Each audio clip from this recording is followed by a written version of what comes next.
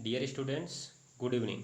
मैं पीयूष कुमार त्रिपाठी आप सभी का स्वागत करता हूं शिक्षार्थी कोचिंग संस्थान के YouTube channel SCS EDU point पर। छात्रों, अंततः आपका इंतज़ार ख़त्म हुआ और आज से हमारी ऑनलाइन क्लासेस प्रारंभ हो रही है, जिसमें आपको डेली कक्षा 10 और कक्षा 12 के सभी विषयों के क्लास वाइज वीडियो आपको मिलेंगे और वीडियो के अंत में आपको उस दिन का नोट प्रोवाइड करा दिया जाएगा, जिसे आप लिख सकते हैं और परीक्षा की दृष्टि से तैयार कर सकते हैं। तो आप इस क्लास को पूरा देखिए और उसको समझ लीजिए और अंत में जाने के बाद जो मैंने आपको समझाया उसको नोट स्वरूप किसी कॉपी में उतार लीजिए और आप उसे दोबारा समझना चाहते हैं तो पुनः इस वीडियो को देख लीजिए। तो चलिए, आज की हमारी पहली क्लास शुरू होती है, क्लास 12th मैथ के लिए।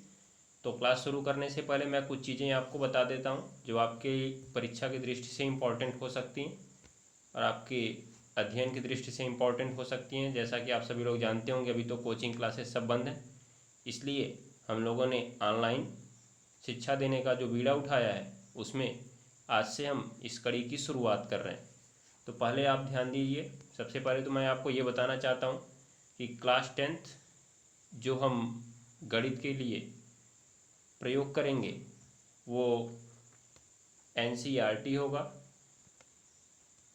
NCERT की बुक्स होगी, NCERT क्लास 10th के लिए मैथ।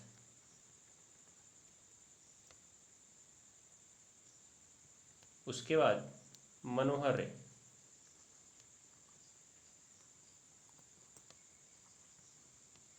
दो बुक्स हम लोग प्रयोग करेंगे कक्षा 10 के लिए, और कक्षा 12 के लिए हम जो बुक्स प्रयोग करेंगे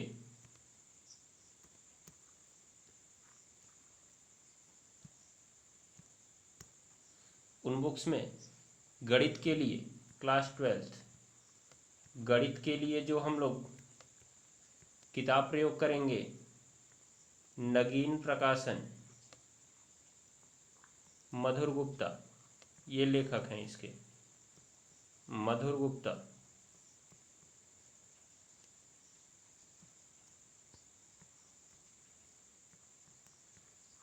इस बुक का सजेशन मैं आपको इसलिए दे रहा हूँ क्योंकि अगर आप पिछली परीक्षा के प्रश्न पत्रों को उठाकर देखेंगे तो आपको इस किताब से प्रश्नावली से लगभग सवाल मिल जाते हैं।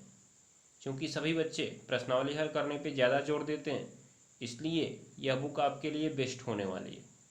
तो मैं जो नोट आपको प्रोवाइड कराऊंगा वो इसी किताब से होगा और आप सवाल भी इसी बुक से लगा सकते हैं। वैसे आप किसी भी किताब से सवाल लगाइए, उससे कोई फ़र्क नहीं पड़ता है। तो चलिए, आज की वीडियो हम शुरू करते हैं। वीडियो का जो पहला चैप्टर है संबंध और फलन, उसे हम लोग अभी नहीं पढ़ेंगे, उसे हम लोग लास्ट में पढ़ेंगे, क्योंकि उसमें कथन होते हैं, कारण होते हैं जो आपको जल्दी भूल जाते हैं। इसीलिए हम लोग उसको अंत में पढ़ेंगे, जिससे परीक्षा के टाइम आपको वो तैयार रहे। तो हम लोग पहला चैप्टर छोड़कर दूसरा चैप्टर शुरू करते हैं, जिसका नाम है प्रतिलोम त्रिकोणमिति फलन। तो आज की क्लास में आपको मैं जो नोट दिखाऊंगा आप उसे नोट करते जाइएगा और वीडियो देखकर आप उसे पुनः समझ भी सकते हैं। तो चलिए, आज की क्लास प्रारंभ करते हैं। ध्यान दीजिएगा। चैप्टर का नाम है प्रतिलोम त्रिकोणमितीय फलन। क्या नाम है? प्रतिलोम त्रिकोणमिति फलन। तो सबसे पहला काम तो हमें यह जानना है कि प्रतिलोम त्रिकोणमिति फलन क्या होता है। What is inverse trigonometric function. तो जैसा कि आप लोगों ने कक्षा 10 में ही पढ़ा होगा, त्रिकोणमिति फलन, त्रिकोणमिति, त्रिकोणमिति आपने थोड़ा सा कक्षा 10 में पढ़ा था, कक्षा 11 में भी आपने देखा होगा। तो यहाँ पे हम त्रिकोणमिति फलन जानते हैं। क्या क्या जानते हैं आप? त्रिकोणमिति फलन के बारे में जानते हैं साइन, कॉस, टेन, कोसेक, सेक और कॉट। आपके पास 6 त्रिकोणमिति फलन होते हैं, साइन, कॉस, टेन, कोसेक, सेक और कॉट। तो इसी पर यदि हम इनवर्स लगा दें, अर्थात घात -1 लगा दें, जैसे हम इसको कर दें साइन इनवर्स, कॉस इनवर्स, इसी प्रकार tan inverse, cosec inverse, sec inverse और कॉट इनवर्स, तो बन जाता है प्रतिलोम त्रिकोणमिति फलन। तो इस प्रकार जिस तरह से हमारे पास 6 त्रिकोणमिति फलन होते हैं, उसी तरह से हमारे पास 6 प्रतिलोम त्रिकोणमिति फलन भी होते हैं। अब ये प्रतिलोम त्रिकोणमिति फलन होते क्या हैं, किस लिए इनका प्रयोग होता है, हम पहले ये समझते हैं। तो जैसा कि आप लोग जानते होंगे कि हम जब किसी कोण को प्रयोग करते हैं तो मान लीजिए हमारा कोण है थीटा, तो अब इसके लिए त्रिकोणमितीय फलन साइन का मान निकालते हैं, तो उसके सामने हम साइन लगाते हैं तो साइन थीटा बनता है। मान लीजिए उसका मान था एक्स, साइन थीटा का मान क्या था एक्स। तो जब हम इस साइन को दूसरी तरफ पक्षांतर करेंगे तो हमें मिलता है थीटा बराबर साइन इनवर्स एक्स। क्या मिलता है? थीटा बराबर साइन इनवर्स एक्स। निष्कर्ष क्या निकला? ये जो साइन इनवर्स एक्स है वो थीटा के बराबर है, और थीटा क्या था? एक कोण था। तो ध्यान से समझिएगा, हमें क्या समझ में आता है यहाँ से कि जो साइन इनवर्स एक्स है वो एक कोण है, अर्थात प्रतिलोम त्रिकोणमितीय फलन जो होते हैं वो कोण को प्रदर्शित करते हैं, किसी फलन के मान को नहीं। आप ध्यान में रखिएगा, प्रतिलोम त्रिकोणमितीय फलन किसको प्रदर्शित करते हैं? किसी कोण को, जैसा कि हमने नीचे लिखा है। तो इससे निष्कर्ष क्या निकला कि साइन इनवर्स एक्स एक कोण है, न कि किसी कोण का मान। तो साइन इनवर्स एक्स खुद में एक कोण है, ये बात आपको समझ लेनी है, गांठ बांध लेनी है। इसी प्रकार से cos inverse x, tan inverse x, cosec inverse x, sec inverse x और कॉट इनवर्स एक्स, ये सारे के सारे एक कोण हैं, न कि किसी कोण के मान हैं। ठीक है, ये बात आप गांठ बांध दीजिए। इस नोट को आप वीडियो को पॉज करके लिख सकते हैं। ये नोट है, डेली हम नोट बनवाएंगे, उस पर सवाल जो आपको बताए जाएंगे, सवाल क्लास में आपको मिलते जाएंगे। आपको जो सवाल नहीं आता है कमेंट बॉक्स में उसे दर्ज करा दीजिएगा, क्लास का नंबर, आपको सवाल अगली वीडियो में मिल जाएगा। ठीक है, तो अगली तरफ आगे की ओर बढ़ते हैं हम। अब आगे ध्यान दीजिएगा, एक चीज़ और हमको देखना है। अभी आपने समझा होगा, पहले भी जब आपने पढ़ा होगा तो आप ऐसे देखते हैं, साइन स्क्वायर एक्स होता है तो बराबर इसको आप ऐसे लिख देते हैं साइन एक्स का होल स्क्वायर, लिख देते हैं ना। तो आप बात को समझिएगा, इसी प्रकार से तो हम यहाँ पे ऐसा कर सकते हैं क्या, इस साइन इनवर्स एक्स को हम लिख दें साइन एक्स का इनवर्स, साइन इनवर्स एक्स को साइन एक्स के घात -1 लगा के लिख दें। ऐसा हो सकता है? नहीं, ऐसा नहीं हो सकता है। अभी मैं आपको दिखा रहा हूँ। अगर हम साइन एक्स की घात -1 लेते हैं तो आप बहुत पहले से पढ़ते आ रहे हैं कि भिन्न पलट देने पर घात का चिन्ह बदल जाता है। तो साइन एक्स के बट्टे कुछ नहीं तो 1 है, तो अगर आप इसको भिन्न पलटना चाहते हैं तो 1 बट्टे करना चाहते हैं तो 1 को ऊपर लेके जाएंगे, और जब साइन एक्स की घात -1 नीचे आएगा तो उसकी घात +1 हो जाएगा, अर्थात केवल और केवल बचेगा 1 बट्टे साइन एक्स। ठीक है, 1 बट्टे साइन एक्स किसका उल्टा होता है? कोसेक का। साइन कोसेक का उल्टा होता है ना, या कोसेक कहें तो साइन का उल्टा होता है। तो 1 बट्टे साइन एक्स बराबर किसके हो जाएगा? कोसेक एक्स के। तो क्या साइन इनवर्स एक्स के बराबर आया कोसेक एक्स? नहीं आया। इसका मतलब हमको ये पता होना चाहिए कि साइन इनवर्स एक्स में जो उसकी घात -1 है हम उसे बाहर नहीं ले जा सकते, अर्थात पूरे के ऊपर नहीं ले जा सकते हैं, क्योंकि अभी मैंने पीछे भी आपको समझाया कि साइन इनवर्स एक्स एक कोण है, न कि किसी कोण का मान, जबकि ये कॉसेक एक्स क्या है? कोण एक्स का कॉसेक मान है। ठीक है, तो आप इस बात को गांठ बांध लीजिएगा और इसे नोट में उतार भी लीजिए। ठीक, अगला तरीका हम शुरू करते हैं। अब यहाँ से हमारा पहला नोट शुरू होता है, मतलब जो हमारे सवाल की दृष्टि से महत्वपूर्ण। अभी तो मैंने आपको समझाया कि त्रिकोणमितीय फलन और प्रतिलोम त्रिकोणमितीय फलन होते क्या हैं। अब यहाँ से हमारा इम्पोर्टेंट पॉइंट शुरू होता है, पहला इम्पोर्टेंट पॉइंट, इस पर आपको सवाल भी मिलेंगे। तो पहला इम्पोर्टेंट पॉइंट हमारा ये है कि यदि किसी त्रिकोणमितीय फलन के ऊपर उसी का प्रतिलोम त्रिकोणमितीय फलन लगा हो तो केवल कोण का मान बचता है, दोनों फलन आपस में कट जाते हैं। ये सीधा सा तर्क आप याद रखिए। ठीक, कहने का मतलब अगर आपके पास, सीधी सी बात आप समझिएगा, अगर आपके पास साइन एक्स है, देख रहे हैं, ये आपके पास त्रिकोणमितीय फलन है, इसके ऊपर हमने इसी का प्रतिलोम त्रिकोणमितीय फलन लगा दिया, जैसे साइन इनवर्स। ठीक, तो क्या होगा? साइन इनवर्स से ये साइन कट जाएगा और केवल बचेगा एक्स। क्या बचेगा? एक्स। तो इसी प्रकार से हम अन्य चीज़ों को भी निकाल सकते हैं। एक चीज़ आप ये भी देख सकते हैं, इसी प्रकार से अगर हम इसको उल्टा कर दें तब भी बात वही होगी, कोई बदलाव नहीं होगा। जैसे आप देखिएगा, साइन बाहर कर दिया जाए और इनवर्स को अंदर कर दिया जाए। मान लीजिए ये इनवर्स हमने अंदर लगा दिया, ये कुछ उल्टा दिख रहा है इसलिए मैं थोड़ा सा इसको सही करता हूँ।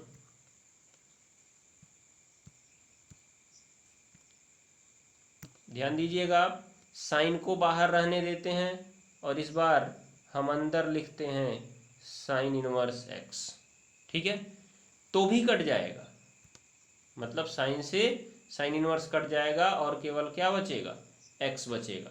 तो आप इस बात को गांठ बांध लीजिए कि कोई भी त्रिकोणमिति फलन के अंदर उसका प्रतिलोम त्रिकोणमिति फलन है तो कट जाएगा, प्रतिलोम त्रिकोणमिति फलन बाहर है उसका त्रिकोणमिति फलन अंदर है तो कट जाएगा।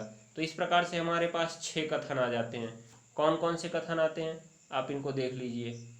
पहला हमारे पास आता है साइन इनवर्स है और अंदर साइन एक्स है तो कट जाएगा, केवल ये एक्स बचेगा। यहाँ पे थीटा लिखा गया, आप इनको ध्यान में रखिएगा, ये सारे के सारे एक्स हैं, ठीक है, सब एक्स है क्योंकि अंदर एक्स लिखा गया है।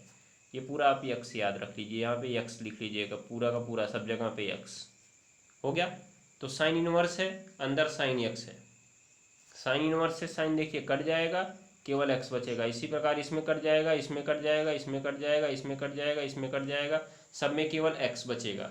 उसी को अगर हम उल्टा कर दें, साइन को बाहर कर दें, साइन इनवर्स को अंदर कर दें, फिर कट गया, कास को बाहर, टेन को बाहर, टेन इनवर्स अंदर, सेक बाहर, सेक इनवर्स अंदर, कॉसेक कॉट इनवर्स अंदर, सब कट गए। यहाँ भी आपको लास्ट में सब पूरा का पूरा क्या लिखना है, एक्स लिखना है, क्योंकि सब में केवल एक्स से एक्स बचता जाएगा, ठीक है। इस प्रकार से आप इस रूल को याद रखिए कि किसी के बाहर, किसी फलन के बाहर यदि उसका प्रतिलोम त्रिकोणमितीय फलन अंदर है तो वो कट जाएगा, केवल और केवल एक्स बचेगा या वाई बचेगा या थीटा बचेगा, जो मान रहेगा वो आपका बचेगा, ठीक है। इस पे आपके सवाल पूछे जाते हैं। 1 नंबर का सवाल इस तरह पे आपके फिक्स होता है, इस रूल पे आपका 1 नंबर का सवाल एग्जाम में फिक्स होता है, ये गांठ बांध लीजिए। तो हम शुरू करते हैं, सवाल क्या है इस पे हम एग्जाम्पल शुरू करते हैं। पहला एग्जाम्पल शुरू होता है,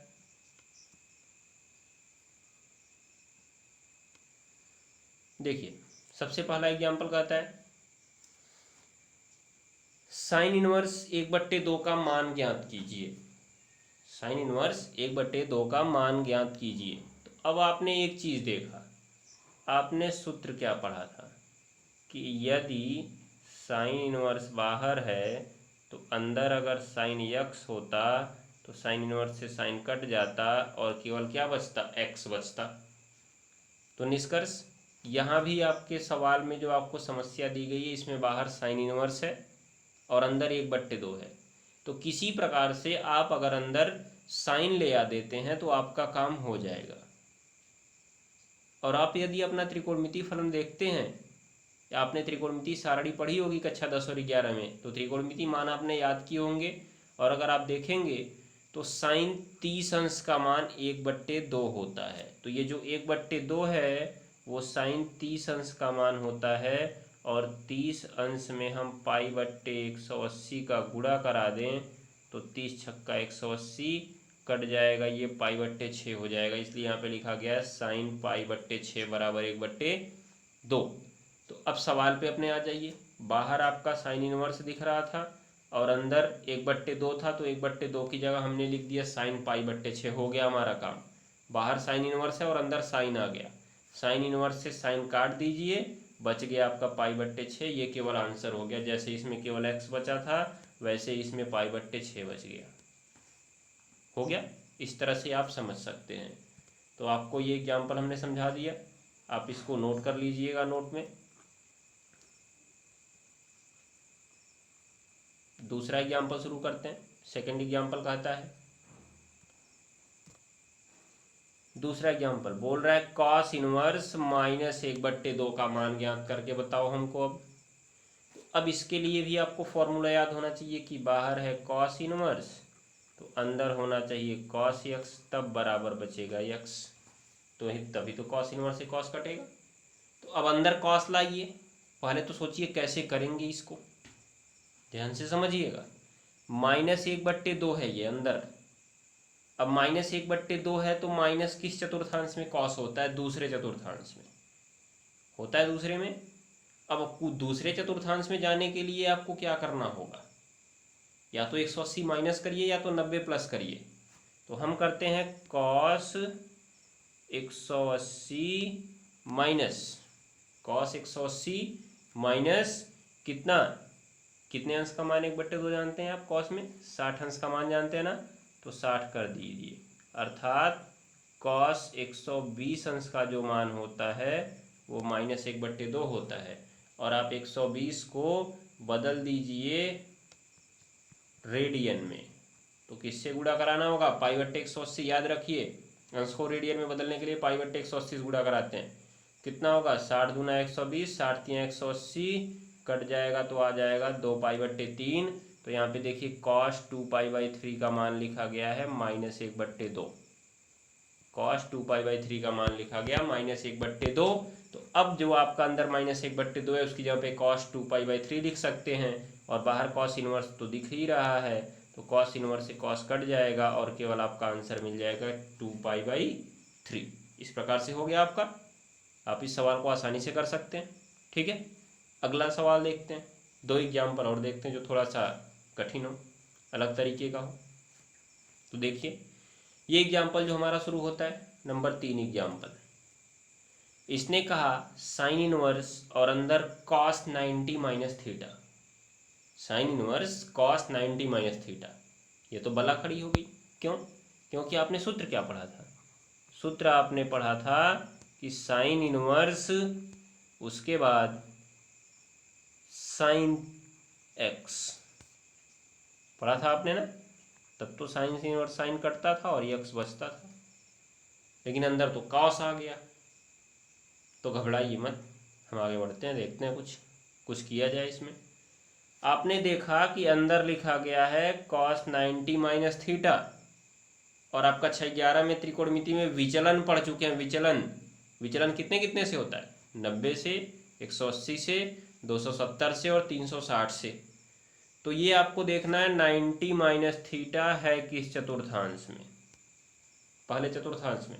अब चतुर्थांश तो आप पहले समझ चुके होंगे, यहाँ पे समझाने का इतना टाइम नहीं है, आप उसको देख लीजिएगा।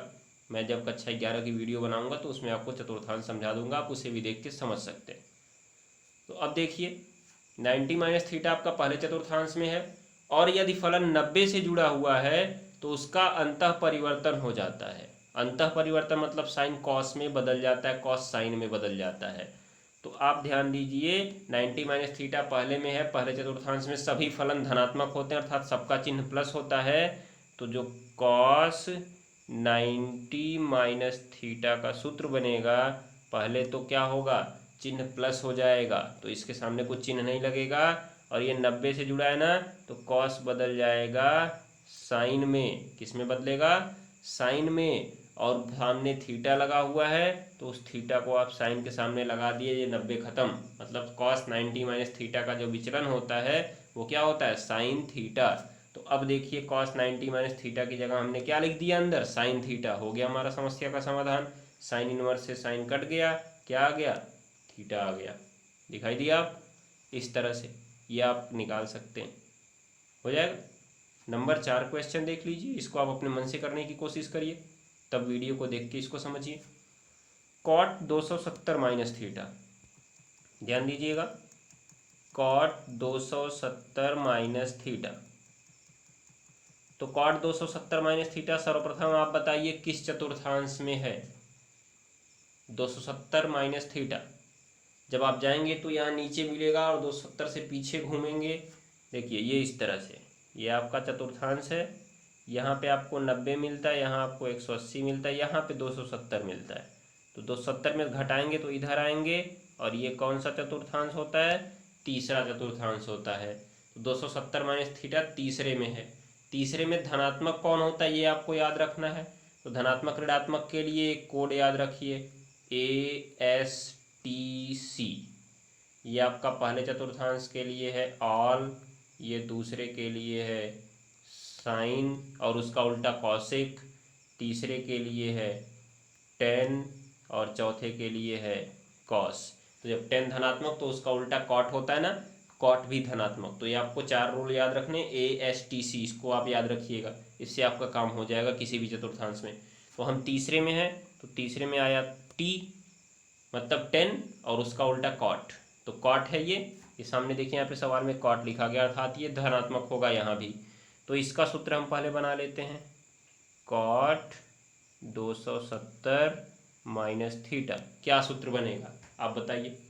270 से जुड़ा है ना ये, तो इसमें भी अंतः परिवर्तन होगा, अर्थात कॉट बदलेगा टेन में, और 270 माइनस थीटा तीसरे में था, तीसरे में एक कॉट धनात्मक होता है, तो ये भी धनात्मक होगा, इसके सामने कोई चिन्ह नहीं लगेगा और सामने केवल क्या लग जाएगा, थीटा लग जाएगा।